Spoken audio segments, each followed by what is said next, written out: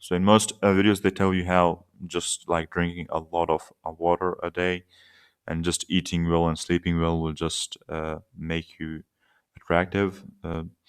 But I think that's totally false. That doesn't happen.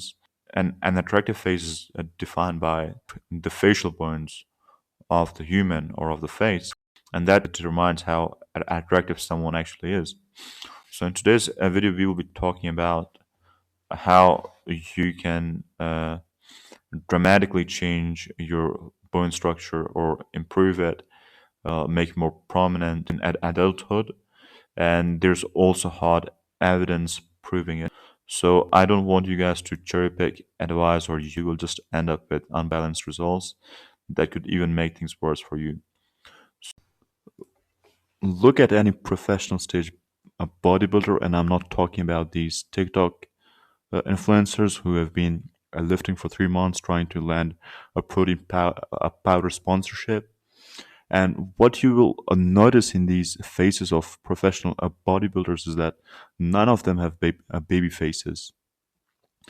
We're talking about guys like Jeff Seed who had a flat face and undefined zygomatic bones as a teenager, and fast forward through years of serious bodybuilding, and his face transformed, completely sharp cheekbones through his face and a pronounced brow ridge, casting shadow over his eyes, and an overall forward-grown facial structure.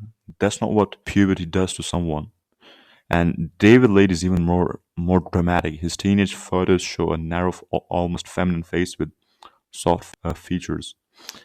And years later, you can see a wide angular jaw, high set cheekbones that create and a masculine bone structure that looks completely different from a starting point. You can argue puberty all you want, but puberty doesn't reshape someone's skull that dramatically, especially when these changes continue well into their 20s and 30s. The, the pattern repeats across the bodybuilding world. Compare any top level competitor's face from their early years to their peak physique photos. The difference is undeniable. More forward maxilla, the upper jaw, and deeper set eyes from pronounced brow ridge, wider arcs, and overall more robust craniofacial development. Now here's where it gets really interesting. Now, female to male transgender individuals undergoing testosterone or HRT, as they say, they show remarkable similar facial changes, forward growth, and the transformation photos are striking and they're important. Facial bones respond to hormonal signals even after the growth plates in your long bones have closed. So here's a testosterone blueprint. How this hormone literally reshapes your face. The common denominator in all these transformations is testosterone. Now, this isn't just about building muscle. Testosterone fundamentally is responsible for restructuring the bone tissue in your face through a multiple biological pathways that most people have no idea that they exist. First, let's understand what testosterone actually does to bone at the cellular level. Your bones aren't static; they're constantly breaking down and rebuilding a process called bone remodeling. You have two types of cells doing this work: osteoclasts, which break down old bone, and osteoblasts, which builds new bone. Testosterone directly stimulates osteoblast activity, meaning it literally tells your bone building cells to work harder and produce more bone tissue. When bodybuilders or transgender men introduce high testosterone, their osteoblasts go into overdrive in areas of the skull that have high concentrations of androgen receptors. But testosterone doesn't work alone, it interacts with hormones in a complex network. Growth hormone and insulin like growth factor 1, IGF-1 works close with testosterone. Bodybuilders who use anabolic steroids often stack with them with growth hormone for exactly this reason. GH, GH stimulates the production of IGF-1 in the liver, and IGF-1 is the most powerful signal for bone growth and cartilage development. When you have elevated testosterone and elevated IGF-1, You're creating an optimal environment for craniofacial development. This is why some bodybuilders who abuse growth hormone develop acromegaly like features in their jaws, brows, and cheekbones grow so much that they look distorted. Here's what's happening mechanically. Testosterone increases bone mineral density by promoting calcium retention and enhancing the mineralization process where calciums are deposited. This makes bones not just bigger but denser and more robust.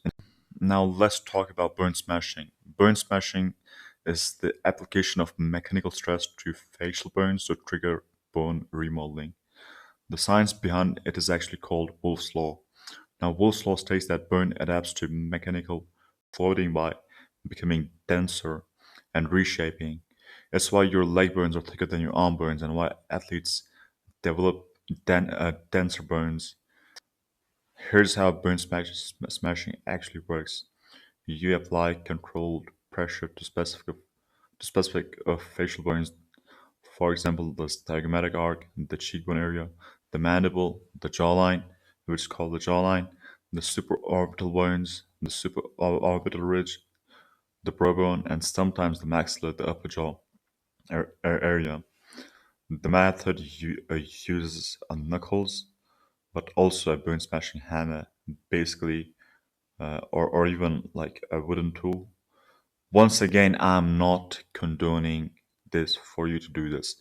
Please, please, please, always do something with your own research. This is not for you to do at your own home, and this video is for knowledge purposes. So what you're actually doing is you're creating microtrauma to the bone's outer layer, which triggers an inflammatory response. Your body responds by laying down a new bone tissue to strengthen the area. The same process that makes your bones denser when you lift heavy weights. Also, you can do this to your under eye area, like the orbital bone. Um, if you have like a severe negative candle tilt, it's gonna help with uh, having under eye support around that bone.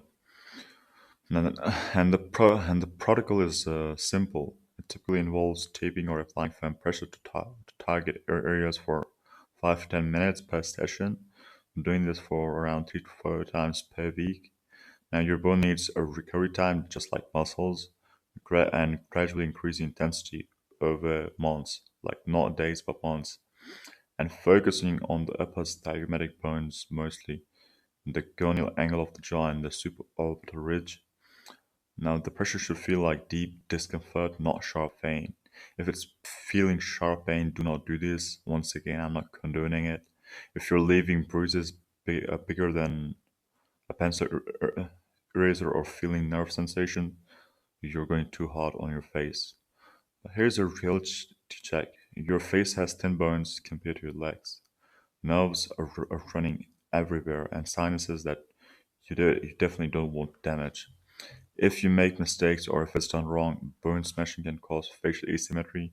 If you apply uneven pressure, nerve damage leading to numbness or pain, broken blood vessels, and permanent discoloration, or even fractures in extreme cases. So do it with structure.